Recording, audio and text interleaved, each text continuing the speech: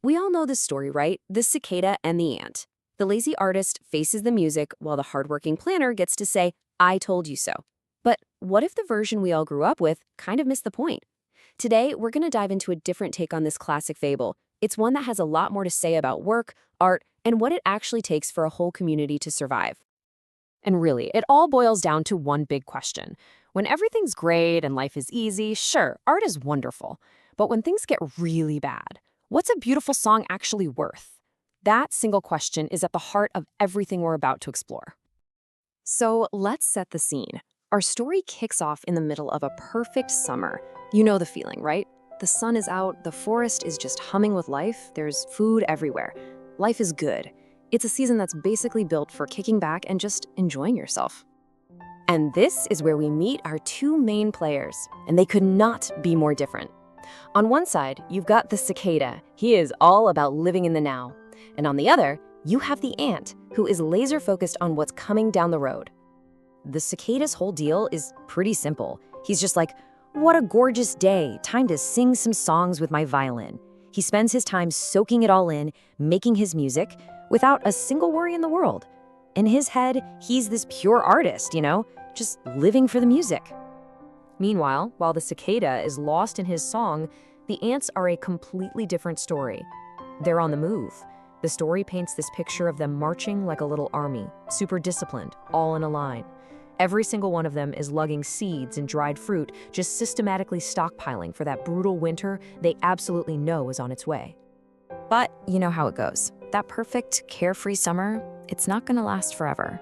And pretty soon, these two totally opposite ways of looking at the world are about to crash right into each other. So the cicada sees one of the ants taking a quick break, and he's like, hey, what's with all the hustle? The ant's answer is straight to the point, totally logical. We're stocking up for winter. And how does the cicada react to this perfectly sensible plan? He just scoffs at it. You should be having fun, enjoying this amazing weather, he says. The whole idea of giving up today's good times for some far-off problem, it just doesn't compute for him. So the ant pushes back a little, asks, okay, but what are you gonna eat when winter gets here? And the cicada? He just kind of shrugs it off. His whole philosophy comes out. When winter's here, that's when I'll think about it. I mean, from his perspective, why stress out when you're surrounded by food? Okay, so at this point, who are you rooting for? Is the ant the smart one, the planner, or is she just a buzzkill who doesn't know how to have fun? And what about the cicada? Is he a free-spirited artist or just a totally irresponsible fool?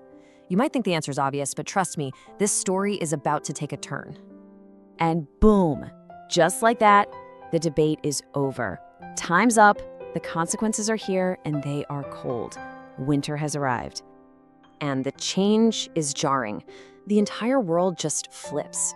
It goes from this paradise of plenty, where finding food was easy, to a brutal landscape of scarcity. Suddenly, just surviving is not a given anymore. That beautiful, lively forest is gone, buried under a thick blanket of snow. Now, for the ants who are all cozy in their nest, this is fine. It's time to rest up.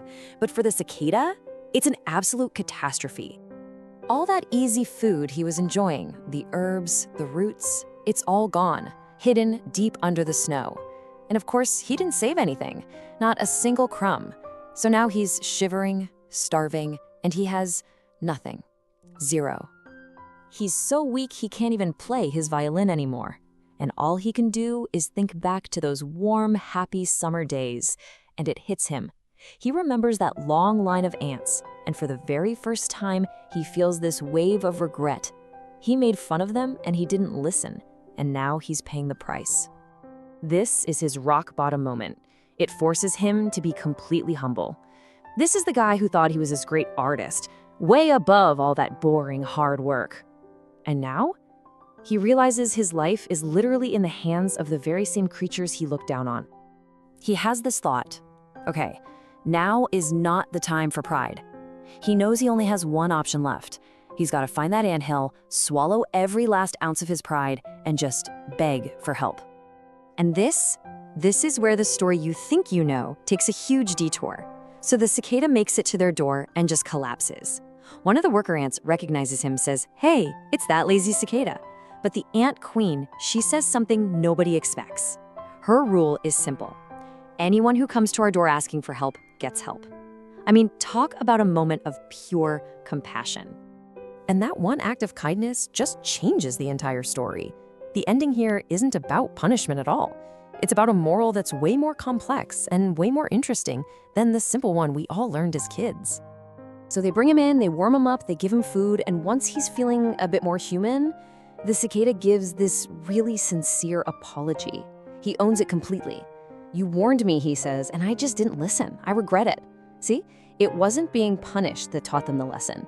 It was being shown grace. So the takeaway here is so much bigger. Of course, it's about being prepared, planning for the future, but it's also about the power of a community looking out for its own. And it's about the incredible gift of a second chance. The ants could have let him freeze, but they didn't. They understood that being a community sometimes means helping someone, even when they messed up. But wait, there's one last little twist, and it's perfect. As the cicada is about to leave, the ant has a suggestion. She's like, "Hey, when you're feeling better, maybe you should think about taking some violin lessons, to really learn how to play." It's a little bit of a friendly job, for sure, but it also shows something really important. They don't hate art. They just think that art, just like collecting food, takes work. It takes practice and dedication. So in the end, this new version of the fable isn't really telling us to be the ant or the cicada. It's saying we need to find the balance between them. And that kind of leaves us with a question to think about, right? How much of your own life is spent preparing for winter, and how much of it is spent singing in the sun? Where's that balance between the cicada and the ant for you?